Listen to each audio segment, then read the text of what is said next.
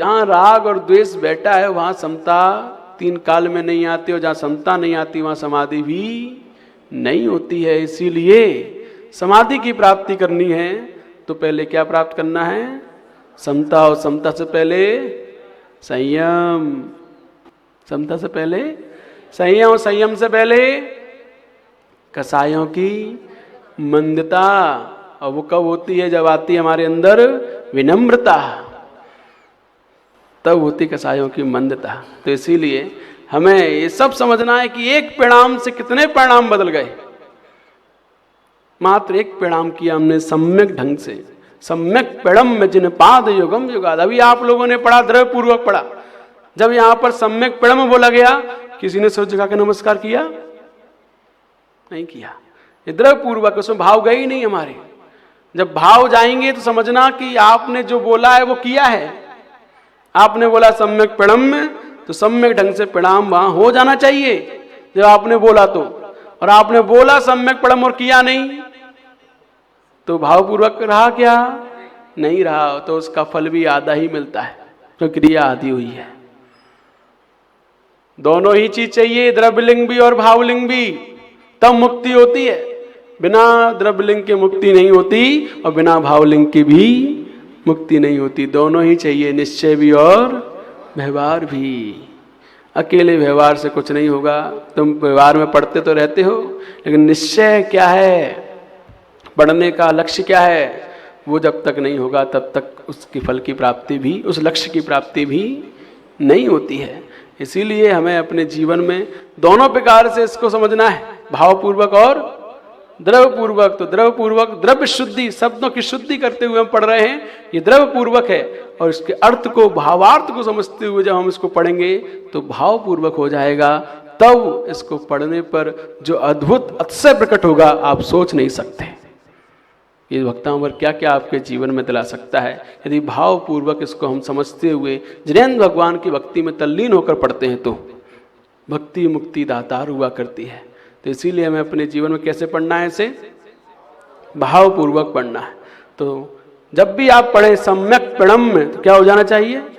दोनों हाथ जुड़ जाने चाहिए, सिर झुक जाना चाहिए। कहां पर? जिन पाद युगम युगादा, युग के आदि में हुए ऐसे जिनेन्द्र भगवान के चरणों में हमारा ये सिर सम्यक ढंग से झुक जाना चाहिए। इसके बहुत सारे फायदे हैं। जब जब हम हाथ जोड़ते हैं ना, नमस्कार करते हैं, तब तब हमारे ये दोनों दिमाग एक्टिवेट होते हैं। साइंस कहता है आपका दायां हाथ आपका बायां दिमाग है। दायां मतलब सीधा, सीधा हाथ उल्टा दिमाग है, और उल्टा हाथ सीधा दिमाग है। तब दोनों जुड़ जाते हैं तो माइंड बैलेंस होता है, आपकी एकाग्रता बढ़ती है, आईक्यू सिस्टम बढ़ता है, याद करने की क्षमता बढ़ती है। जो बच्चे परीक्षा हॉल में जाकर नर्वस हो जाते हैं, टेंशन में आ जाते हैं, वो यदि वहां पर 30 सेकंड मात्र दोनों हाथ जोड़कर लंबी लंबी सांस भरते हुए भगवान को याद करते हैं, गुरुओं को याद करते हैं, उनका मन पूर्ण रूपेण हल्का हो जाता है। और आसानी से उन्होंने जो कुछ भी पढ़कर आए थे वो सब रिकॉल हो जाता है, सब याद आ जाता है। मेमोरी क्षमता उनकी बढ़ती है। कुछ मत पढ़ो, बस शांति से दोनों हाथ जोड़कर आप भगवान का स्मरण करो, गुरुओं का स्मरण करो, और 30 सेकंड लंबी लंबी सांस लीजिए। आपने जो पढ़ा है वो सब याद आ जाएगा। तरीका है, साइंटिफिक रीजन है इसके कि हाथ जोड़ने कितने फायदे हैं। सोने से पहले जो व्यक्ति दोनों हाथ जोड़कर, है ना, 3 मिनट शांति से बैठ जाता है, उसको कभी बुरे सपने नहीं आते, नींद अच्छी आती है। जिनको नींद नहीं आती ना, उनको ये करना चाहिए, बहुत अच्छी नींद आती है, मन बिल्कुल शांत हो जाता है। और अभी आपकी क्रिया और कराई जाएगी, तो उसमें आप जब भी दोनों हाथों को रगड़ के अपनी दोनों आंखों के पास लगाते हैं, तो साइनस जो बीमारी है, उस बीमारी के सारे द्वार खुल जाते हैं, सर्दी जुकाम तुरंत आराम मिलता है उसमें। तो कई फायदे हैं हाथ जोड़ने के। बीपी किन किन को है? इन जब बीपी वालों के लिए तो बहुत फायदा है। यदि आप 3 मिनट तक ऐसे बैठे रहते हैं, दोनों हाथों को जोड़कर कस के दबाकर एक दूसरे से, तो आपका जो हार्ट है वह नॉर्मल होता है, और नॉर्मल होने से आपके बीपी में तुरंत आराम मिलता है। तो ये एक नहीं, अनेकों फायदे। हाथ जोड़ना फ्री की दवाई है, बिना खर्चे की। इसीलिए हाथ हमेशा कैसे रखने चाहिए? जोड़कर। तो आपके अंदर विनम्रता भी बनी रहेगी। जब भी आप गुस्सा आए तुरंत आप हाथ जोड़ लीजिए। गुस्सा आए आपको तो तुरंत क्या कर लीजिए? हाथ जोड़ लीजिए तुरंत। और हाथ जोड़ने का मतलब जैसे ही आप हाथ जोड़ेंगे वैसे ही आपके दिमाग को एक सिग्नल मिलेगा कि मुझे शांत होना है। हाथ जोड़ने पर तुरंत बॉडी को में एक ये सिग्नल पहुंचता है कि हमें शांत होना है। तुरंत गुस्सा ठंडा हो जाता है, झगड़ा 10 सेकंड में टल जाता है। तो कितना भी बड़ा झगड़ा हो रहा हो, तुरंत हाथ जोड़ लो, 10 सेकंड में झगड़ा समाप्त, क्योंकि वहां ईगो खत्म हो जाता है हाथ जुड़ते ही। तो कितने सारे फायदे प्रणाम करने के, नमस्कार करने के। तो इसमें क्या किया गया है? पहले छंद में सम्यक प्रणम, सम्यक ढंग से प्रणाम किया गया है। और जहां पर सही तरीके से कोई व्यक्ति प्रणाम करना सीख जाए उसके जीवन में कोई विघ्न आ सकता है क्या? इसीलिए इसका फल क्या है? सर्व विघ्न विनाशक। सिद्ध हो गया कि इसका फल क्यों है, ये है ना। सर्व विघ्न विनाशक फल इसका क्यों दिया गया? क्योंकि जहां व्यक्ति अपने जीवन में विनम्रता ले आता है, प्रणाम करना सीख जाता है, वहां व्यक्ति सारे विघ्नों को स्वतः ही नष्ट कर दिया करता है। तो इसीलिए हमें रोज प्रणाम करना चाहिए। हमारे शंकर भैया रोज प्रणाम करते हैं सुबह सुबह उठ के। अपनी जब इनके फोन लगाते हैं चंपापुर, रोज कहते चरण स्पर्श।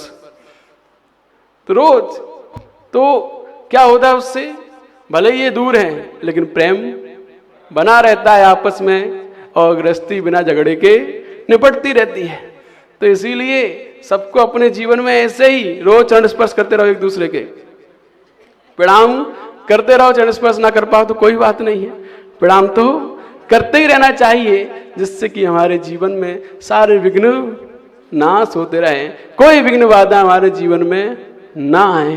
तो ये सबसे अच्छा तरीका है। और जब भी आपको थकान महसूस हो तो अपने दोनों हाथ जोड़ लीजिए, क्योंकि ये दोनों हाथ जोड़ने पर हमारे दोनों हाथों की ऊर्जा बाहर नहीं जाती। कलेक्ट करने का एंटीना है, ये लेने का है, बाहर भेजने का नहीं है। भेजने का तो ये है, लेने का ये है। तो जहां लेना होता है वहां ऐसे लिया जाता है। तो जैसे ही आप दोनों हाथ जोड़ते हैं और जोड़कर आप शांत बैठते हैं दोनों हथेली को, तो आपको यहां पर देखो कुछ महसूस होगा। दोनों उंगलियों को जोड़ने पर ऐसा ऐसा आएगा। तो वो आपकी एनर्जी है जो बाहर निकल रही थी, और जैसे आप जोड़ लेते हैं वो एनर्जी अब शरीर के अंदर आना प्रवेश करती है, और उससे आपके शरीर की थकान नष्ट हो जाती है। क्योंकि जब हमारी एनर्जी हमारे अंदर आएगी तो हम थकावट महसूस नहीं करते हैं। तो इस प्रकार हमें अपने जीवन में श्रद्धा भावों के साथ नमस्कार करना चाहिए, क्योंकि बिना श्रद्धा भाव के कर्मों की निर्जरा नहीं होती, कर्म नहीं कटते हैं। अतः हमें अपने जीवन में सम्यक ढंग से प्रणाम करना सीखना है। फॉर्मेलिटी नहीं, आओ तुम्हारे हाथ जोड़े, ऐसे नहीं, ऐसे नहीं करना। वहां सम्यक ढंग से श्रद्धा भावों से के साथ जहां हम नमस्कार कर लेते हैं वहां सारे विघ्न नाश हो जाते हैं। ये इस छंद का फल है। आइए इसका अर्थ, तो सम्यक प्रणम जिन पाद युगम युगादा, जो सम्यक ढंग से प्रणाम करते हैं जिन्हें भगवान के चरणों में युग के आदि में हुए हैं, वालंबनम भव जले पतताम जनानाम। आलम्बनम, आलम्बन माने जो रक्षक है, जिनका अवलंबन लेने मात्र से ही हम संसार से जो डूब रहे थे उससे पार हो जाते हैं। क्योंकि उनको क्या कहा जाता है? तीर्थंकर, जो स्वयं इस संसार से तिराएं, वो स्वयं तरें और दूसरों को तिराएं, उन्हें क्या कहते हैं? तीर्थंकर कहा जाता है। तो जब हम इनके चरणों को पकड़ लेते हैं, इनके चरणों का आलम्बन ले लेते हैं, जिन पाद युगम युगादा जिनेन्द्र युग के आदि में हुए ऐसे जिनेन्द्र भगवान के चरणों का आलम्बन जिसने भी लिया है, भव जले, भव माने संसार, जले माने समुद्र, जो संसार समुद्र में डूबते हुए पत्ताम जनानाम, पतित माने डूब रहे हैं, ऐसे जनानाम ऐसे प्राणी भी यदि जब भगवान के चरणों का अवलंबन ले लेते हैं तो वह संसार समुद्र से पार हो जाते हैं। इस छंद का भाव है।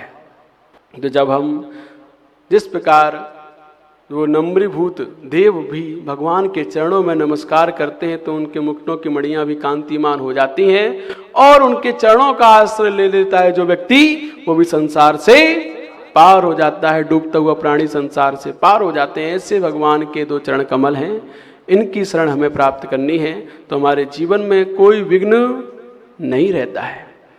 समझ में आ गया इसका भाव? क्या भाव है इसमें?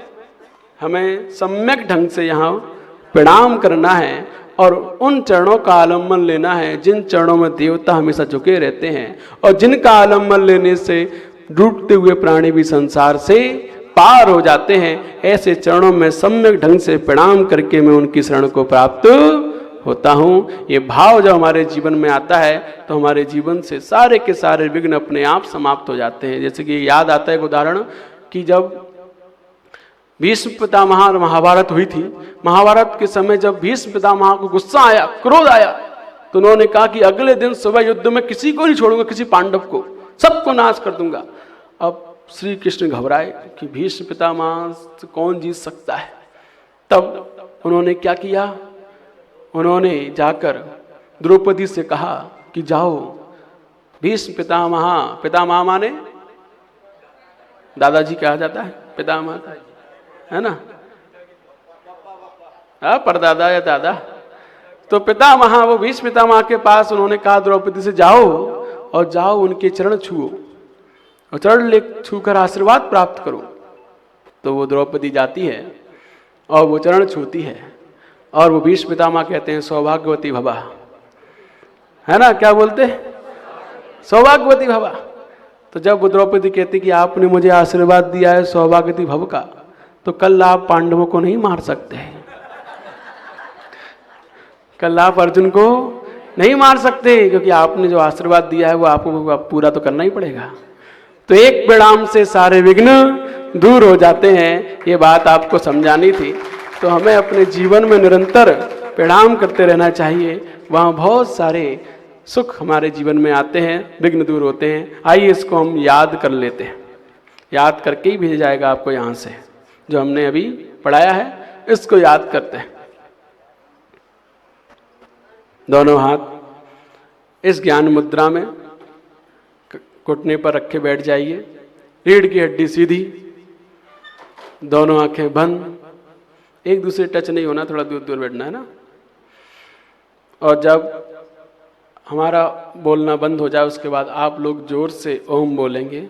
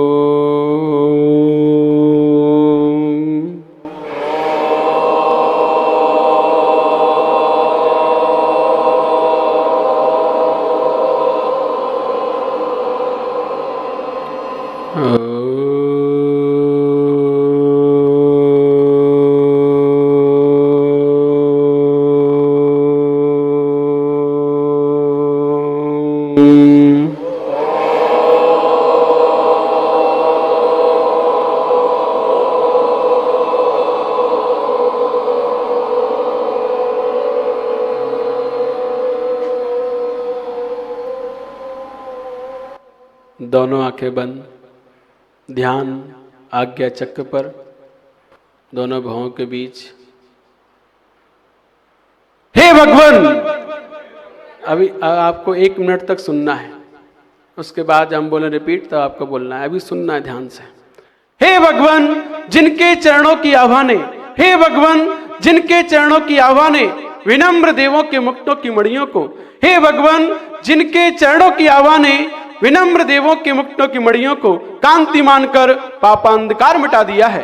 हे भगवान, जिनके चरणों की आभा ने विनम्र देवों के मुक्तों की मड़ियों को कांतिमान कर पापांधकार मिटा दिया है, जिनके दोनों चरण कमल, जिनके दोनों चरण कमल डूबते हुए को सहारे हैं, उन आदिनाथ भगवान को नमन हमारे हैं। हे भगवान, जिनके चरणों की आभा ने विनम्र देवों के मुक्तों की मड़ियों को कांतिमान कर पापांधकार मिटा दिया है, जिनके दोनों चरण कमल डूबते हुए को सहारे हैं, उन आदिनाथ भगवान को नमन हमारे हैं। रिपीट, हे भगवान, जोर से, जितनी जोर से बोलोगे उतनी जल्दी याद होगा। हे भगवान, जिनके चरणों की आभा ने विनम्र देवों के मुक्तों की मड़ियों को कांतिमान कर पापांधकार मिटा दिया है, जिनके दोनों चरण कमल डूबते हुए को सहारे हैं, उन आदिनाथ भगवान को नमन हमारे हैं। जिनके चरणों की आभा ने विनम्र देवों के मुक्तों की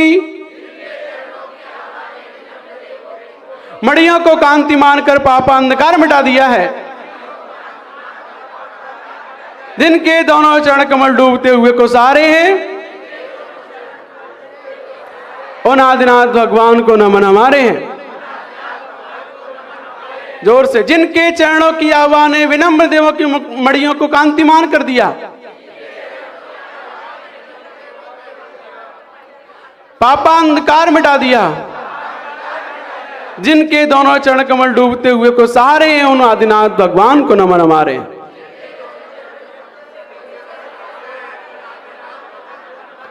आखिरी बार, जिनके चरणों की आभा ने विनम्र देवों के मुक्तों की मड़ियों का अंतिमान कर पापांधकार मिटा दिया,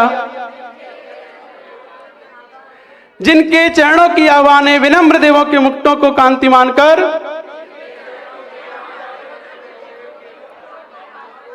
पापांधकार मिटा दिया, जिनके दोनों चरण कमल डूबते हुए को सहारे, उन आदिनाथ भगवान को नमन हमारे हैं।